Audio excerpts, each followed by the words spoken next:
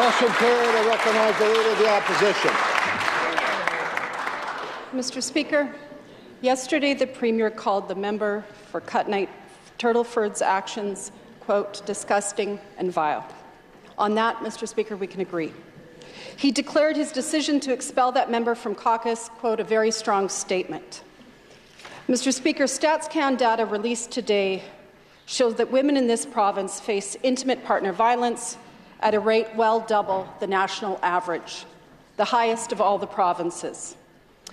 And the Sask Party government's lack of action and urgency to address this issue is also a very strong statement. And you know what else is a strong statement, Mr. Speaker? Inviting a convicted wife killer to the throne speech. Does the Premier not understand the consistent failure to address this very serious issue is the strongest statement on this government's stance on violence against women? Hear, hear. Recognize the Premier.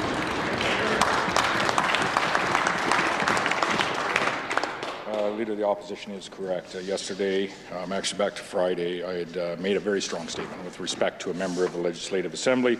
I believe, Mr. Speaker, and I quote, the words were working to support vulnerable. We need to work together on the floor of this Assembly and as a government to support vulnerable women, not exploit them. Mr. Speaker, as leader, you are faced with difficult decisions from time to time. Myself as leader, I made a difficult decision this past week, Mr. Speaker, but it was very swift. It was had harsh consequences, Mr. Speaker, and I would say that ultimately is necessary, Mr. Speaker. I would say today the Leader of the Opposition is faced with an equally difficult decision, Mr. Speaker, with what we saw, an unprecedented activity in this shutting down this Assembly for the first time in history, Mr. Speaker, to my awareness, Mr. Speaker, that will the Leader of the Opposition, or we've seen now, Mr. Speaker, the NDP, which is a collection of extremist individuals, Mr. Speaker. And so will the Leader of the Opposition actually look into extremist individuals in her party, Mr. Speaker, to ensure they had nothing to do with what the unprecedented activity of yesterday? I recognize the Leader of the Opposition.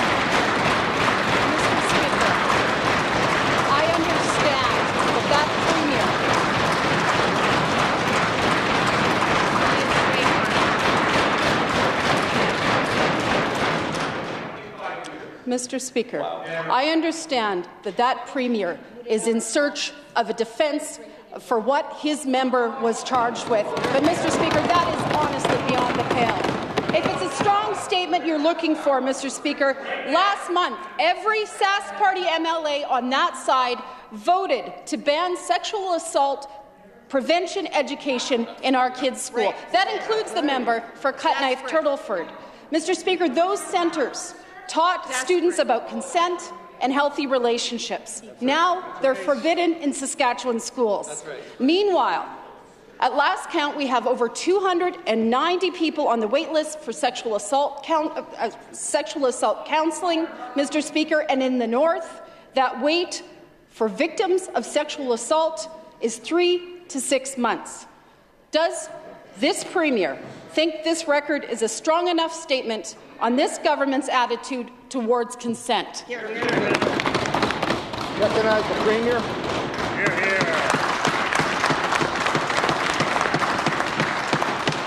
Mr. Speaker, not once over the course of the last number of days did you hear me defend in any way the actions that were reported on charged with respect to the member from Turtleford last week, Mr. Speaker.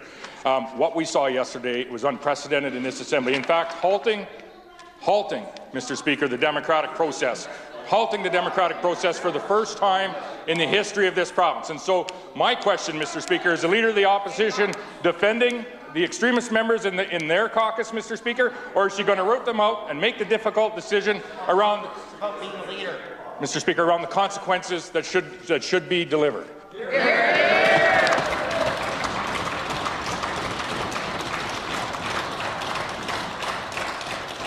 Recognize the Leader of the Opposition. Mr. Speaker, a sitting member of that government was caught in a human trafficking sting. And this is what we hear from this Premier. Now, yesterday we heard the Premier talk about his decision to fund second-stage shelters. but I hardly think that this government should be patting themselves on the back, Mr. Speaker. We were the second last province in the whole country to do so, despite consistently since 2009 having the highest rates, double the national average of intimate partner violence. Mr. Speaker, and when people see this government with that kind of action we just saw from that Premier being charged in human trafficking, it raises serious questions for those impacted.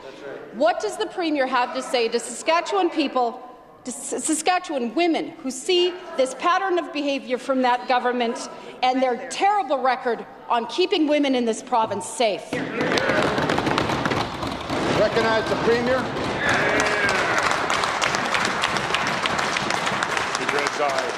As I indicated yesterday, there's supports that have been put in place, and there's going to be amendments to the Human Trafficking Act, Mr. Speaker, introduced very, very shortly on the floor of this Assembly. Mr. Speaker, in addition to that, as Leader, we made a very difficult decision, Mr. Speaker, but a very harsh and swift decision regarding that member.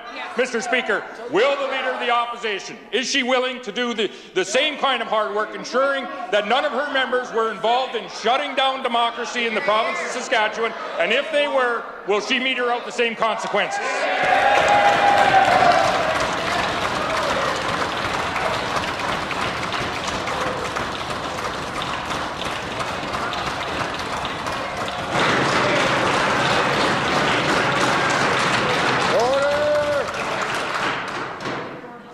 Recognize a member from Saskatchewan Fairview. Mr. Speaker, when a Saskatchewan person has a cancer scare or needs a test, waiting in uncertainty for months is unacceptable.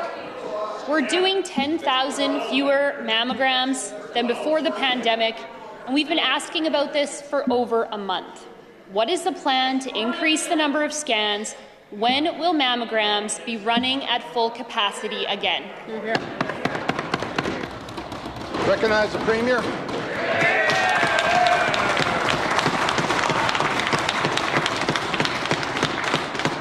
As we talked about mammography care, Mr. Speaker, in 8 different communities across the province, 40 different communities being offered mobile services, 183% in cancer care investment in this province, Mr. Speaker, and the Minister of Health is currently working with private delivery agents, Mr. Speaker, so that we can publicly fund that care and those services throughout Saskatchewan, Mr. Speaker, to get the outcomes that Saskatchewan people expect.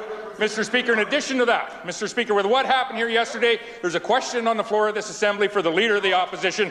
Is she going to ensure that none of her members were involved in shutting down democracy for the first time in the history of Saskatchewan? And if so, Mr. Speaker, is she courageous enough to meter out the consequences necessary?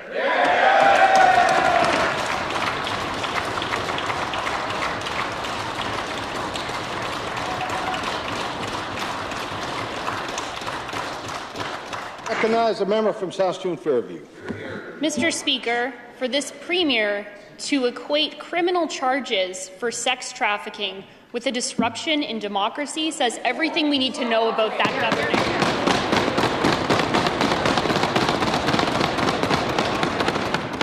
Mr. Speaker, the question was for the Minister of Health, and the question was about mammograms, Mr. Speaker. This is their record. 10,000 fewer scans every year since before the pandemic. Staff are burnt out, and the government's Health Human Resources Plan isn't working. We've been asking about this issue for over a month. We're talking about people, families who don't know whether they have cancer, Mr. Speaker. What is the plan to increase the number of scans? When will mammograms be up and running at capacity again? Recognize the Minister of Health. Thank you, Mr. Speaker. This is an issue of utmost priority for this government and for families and women right across this province, Mr. Speaker. And I have had the opportunity to meet with breast cancer survivors and advocates throughout the past number of weeks, as recently as yesterday, with a couple of individuals who are here in the Assembly, and to meet with me to tell me their personal stories, Mr. Speaker, and to work with us to provide solutions and ideas and options to help address the challenges we face right now when it comes to mammography services. Mr. Speaker, as the Premier indicated, we are exploring all options. Every single option is on the table right now, including looking outside of our borders, looking to other jurisdictions, looking to private providers through the publicly funded system to be able to provide services when it comes to diagnostic breast mammography and also breast biopsies as well, Mr. Speaker, and working very closely with those between our officials here in Saskatchewan, those officials in other jurisdictions, to see if we can access some of those services in order to reduce the wait times here until services are stabilized here in Saskatchewan, Mr. Speaker. Recognize the member from Saskatchewan Fairview. Mr. Speaker, that minister's comments show he doesn't even have faith in his own Health Human Resources plan, Mr. Speaker. It's not just mammograms where this tired and out-of-touch government is failing to deliver. They're failing across the board on diagnostics. Biopsies are the next step after a scan, one that's needed to determine if a cancer is present. And on biopsies, too, people are waiting longer and longer for an appointment. Delayed scans lead to delayed biopsies, lead to delayed treatment. It all leads to worse outcomes for patients. When will we see a plan to get Saskatchewan women the cancer care they need when they need it? Recognize the Minister of Health. Thank you, Mr. Speaker. There is a very comprehensive plan right across this healthcare sector, Mr. Speaker, as we talked about over the past number of months, adding 1,000 more new healthcare providers in this province across a number of different healthcare designations to build upon the very valuable healthcare teams that we have here in Saskatchewan. Mr. Speaker, as I said previously, we're exploring all of our options when it comes to mammography and also breast biopsy, looking outside of our borders to see if there's an opportunity to partner with private providers through the publicly funded system in order to cut down these wait times to while we stabilize these services, Mr. Speaker. I would inform the House, Mr. Speaker, that we are conducting, and while we do address and recognize that we do have wait lists that are unacceptable right now, that we do need to address, we are increasing the number of biopsies that are being done. Mr. Speaker, in calendar year 2019, there were 1,255 breast biopsies done in Saskatchewan. Thus far, in the first 6 months of this year, Mr. Speaker, 1,028 breast biopsies, nearly as many in 6 months as we had done in an entire year just several years ago, Mr. Speaker, and we're going to continue to build that capacity, Mr. Speaker. Hear, hear. Recognize the member from Regina Elphinstone Centre. Well, Mr. Speaker, a lot has happened this morning. I'm just going to slow down for a second and remind folks that we have a Premier who has just equated being charged criminally in a human trafficking ring with a peaceful disruption of this Legislative Assembly, not a month after the fact that this government, these defenders of democracy, invoke the notwithstanding clause to run roughshod over the rights of children and ignore a judge's ruling in doing so. And I understand why they are desperate to change the channel, Mr. Speaker, because of questions like the Sunrise Motel. So to the minister, I know he doesn't want to talk about this. Is he ready to table the information that I requested on the Sunrise Motel? I recognize the Government House Leader. Thank you, Mr. Speaker. The minister will, I'm sure, address that the next question. I'm going to address the preamble. What we saw here yesterday was an attack on democracy, orchestrated by that member, and at least one more member on that side, Mr. Speaker, who organized, who colluded with, and who participated, and who high-fived at the end of it, Mr. Speaker. This House was shut down. For the first time in the history of this Assembly, we had to shut this chamber down because of grave disorder, Mr. Speaker. That Leader of the Opposition condoned this, Mr. Speaker. What the Premier has challenged the Leader of the Opposition to do is take action and hold those members accountable. Will she do it?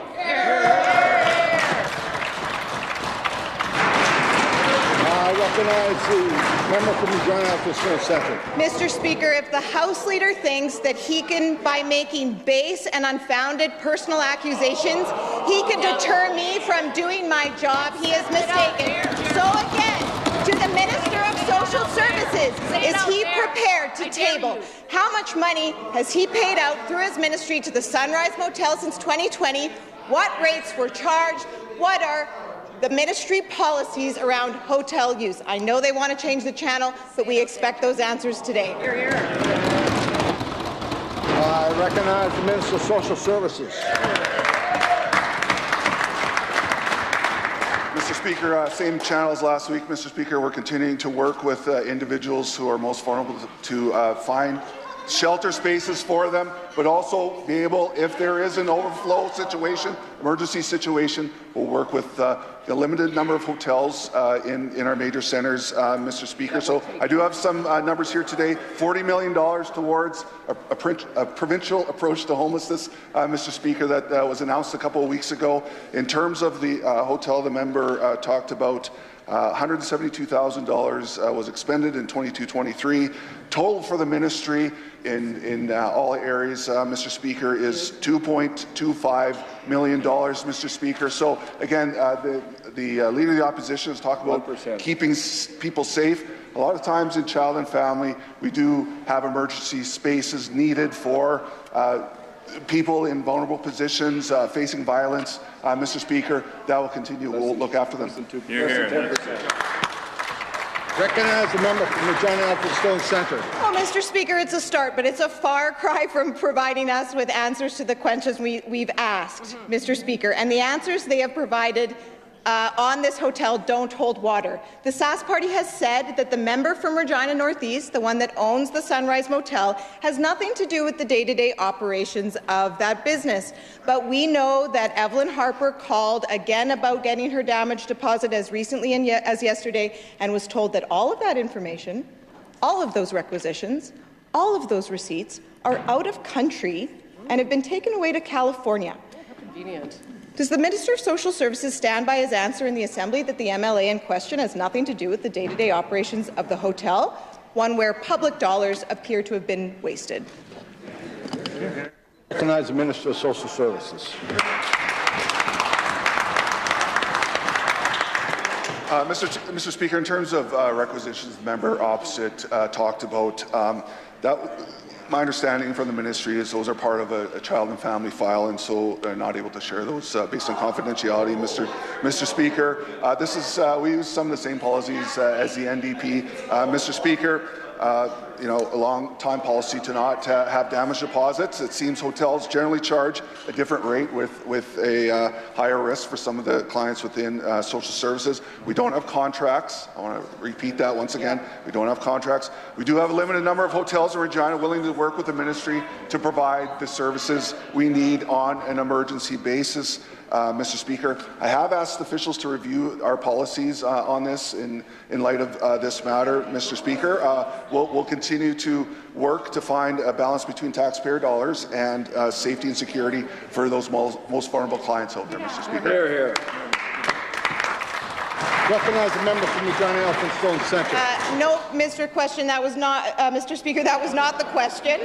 The question was about the member for Regina Northeast and whether the minister stands by his statement, the one where he told the Assembly that the member for Northeast has nothing to do with the day-to-day operations of the hotel. The coincidental disappearance of these records to California makes that very hard to believe. Again, does the minister stand by his statement that the member has nothing to do with the day-to-day operations of the Sunrise Motel? Does he still think there's nothing to see here?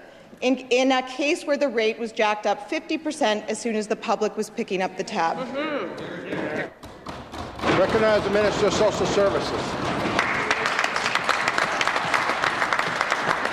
Mr. Speaker, I've said several times before, I don't direct where caseworkers send clients. Somebody in the government does. That's up to the ministry and the caseworkers. Mr. Speaker, there are a limited number of hotels in each of our centres that are willing to take on those clients, Mr. Speaker, and the ministry does work to get the best available rate, and there's various factors, we've talked about that before as well, that goes into those costs, Mr. Speaker. So again, in an emergency, which was the first questions related by the Leader of the Opposition in terms of keeping people safe and looking after them, Mr. Speaker, that's what we're going to do. We're going to continue to do. I've asked the ministry to look at different options and how we might, again, have the best in terms of efficiency, but also, again, looking after people. That's my main concern, Mr. Speaker. Hear, hear. Recognize the member from Regina Rosemont. Mr. Speaker, Saskatchewan people can't afford to continue to pick up the tab for the choices and mismanagement of that tired and out-of-touch government. They're struggling badly with the cost of living and a government that's only made it worse. They've got mortgages that they struggle to pay. They've got power bills that many can't even bear to look at. They're having costs pile up at the till because of the PST hikes of that government, representing the biggest tax hike in Saskatchewan's history. It's all too much. People need relief. We put forward a motion calling on that government to suspend the fuel tax for 6 months to give folks a break at the pump. That government's now had a few days, a week, to consider this call. Will they finally agree to offer people needed relief and suspend the fuel tax now? Hear, hear. Recognize the Minister of Finance. Thank you, Mr. Speaker. As the member opposite is well aware, this government decided to do the affordability tax credit, which was $500 for every individual who files taxes, which is more than the break that he is suggesting. However, are people better off in the provinces where they have foregone their particular fuel tax? Well, let's talk about Manitoba, Mr. Speaker.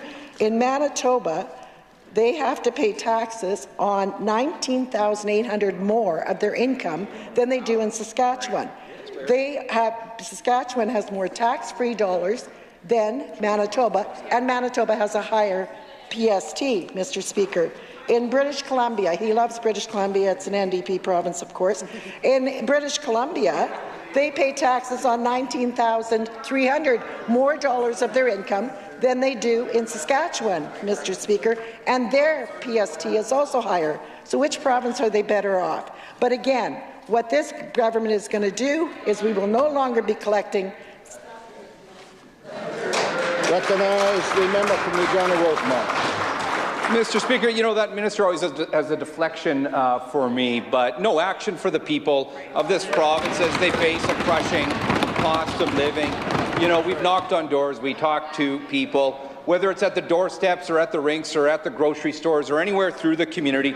The number one challenge that people are facing, the number one thing we hear is we need a break. Families need a break to catch up on their bills. This 6-month break on the fuel tax would save them $350. That's real money that they can use. Real money, real families.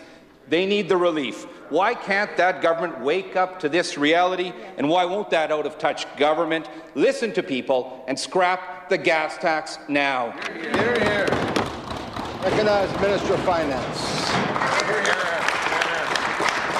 Well, Mr. Speaker, don't let the facts get in the way of a good rant with that member, quite frankly, because, as I said, the $500 affordability tax credit was $450 million into the pockets of Saskatchewan citizens.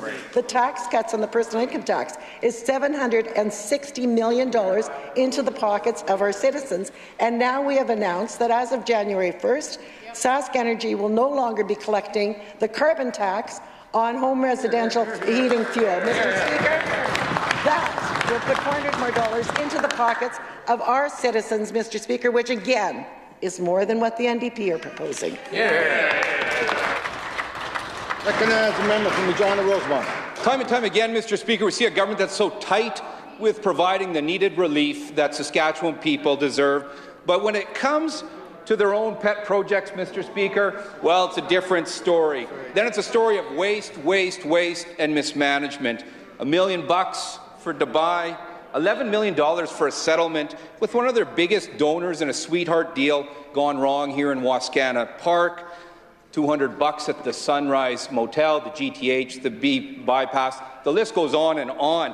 Why does this government keep prioritizing waste over families that are breaking the bank just to fill the tank? Hear, hear. Recognize the Minister of Finance. Mr. Speaker, I know that the member opposite wants to ignore this, but a family of 4 in Saskatchewan pays no tax on their first $56,550 of income, Mr. Speaker. What was that under the NDP? When the NDP had the honour of governing? What was it? Well, that was $26,150. Oh, that means that families today keep $30,400 more in their pocket tax-free than they did when the NDP were in power. But let's just talk about the NDP and what they have promised so far. They want to deliver a cost of living rebate. They say that's $125 million. They want to pause the gas tax. That's $250 million. They want to scrap the PST on the expansion, which is $18 million. Restaurant meals, kids' clothes. They want to reduce the PST by 1%, scrap it on construction. They want to increase health care spending, increase education spending. Let's just pick 10%. They want to freeze power rates. Mr. Speaker, that's $2.6 billion they're talking about. Recognize the member from Regina Douglas Park.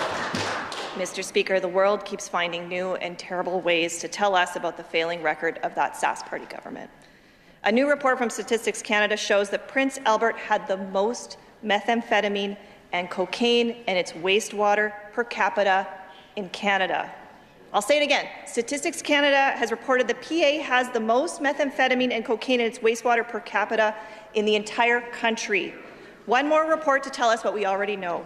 Drugs like fentanyl and cocaine and crystal meth are laying waste to Saskatchewan people and communities at a horrendous rate that is all too often the worst in Canada. And under the Sask Party government, this crisis keeps getting worse. When is this government going to get serious about treatment and make sure that it is there, where, and when it is needed? Good question. Recognize the Minister of Mental Health and Addictions. Well, thank you, Mr. Speaker, and I thank the member opposite for the question, because we are taking this matter very seriously, and that's why we have introduced a new action plan for mental health and addictions, which is one of the most ambitious plans in the country, Mr. Speaker, to address this problem. We are expanding the capacity of our mental health treatment, more than 500 additional spaces to treat addictions, Mr. Speaker. We are improving the system to make it easier for individuals to access those spaces, Mr. Speaker. And once in that space, Mr. Speaker, we are offering a recovery-oriented system of care so that those individuals receive wraparound supports to ensure that they follow the path to recovery and live healthy lives beyond their addiction. Thank you, Mr. Speaker.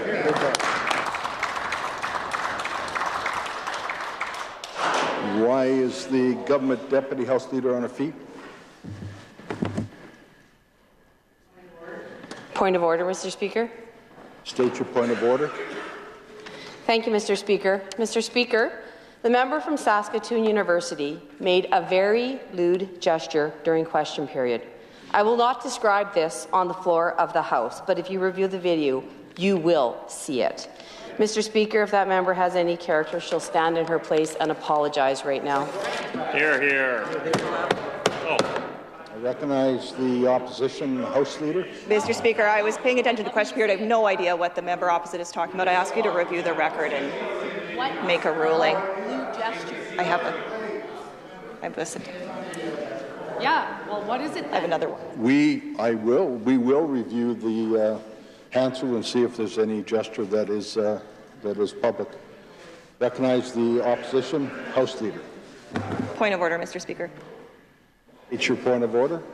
Mr. Speaker, during question period today, the government House Leader made a personal charge and accusation against the member for Regina Elphinstone. He knows full well that that is against the rules, in particular Rule 51 sub F. I ask the member to apologize and withdraw.